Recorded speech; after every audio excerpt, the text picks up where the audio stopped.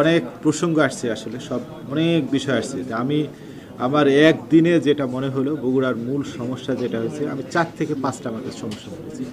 তার মধ্যে 1 নম্বর যে সমস্যাটা সেটা যানজট। আমার কাছে শুনে মনে হলো যানজট। এরপরে মাদক, বিশাল একটা এখানে সমস্যা।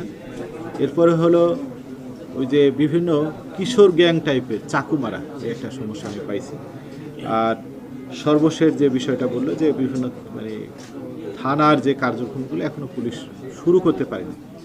তো আমি চেষ্টা করব আসলে মাদকের বিরুদ্ধে জিরো টলারেন্স। আমি মাদক বলতে মাদকের বিরুদ্ধে জিরো টলারেন্স। এখন কতটুকু সফল হবে আমি জানি না, সফল নাও হতে পারে। সবাই যে সফল হবে এটা আমি চেষ্টা করবো আসলে। এটা আমার সবচেয়ে, এটা আমার মাদক সবসময় এটা ক্ষতি করে একটা জিনিস, এবং শুধু আপনার ক্ষতি করছে না, আপনার সন্তানের ক্ষতি করছে। এই সন্তান, পরিবার, সমাজ, রাষ্ট্র সব কিছু শেষ করছে। ভবিষ্যৎ প্রজন্ম, মেধা সব কিছু নষ্ট হয়ে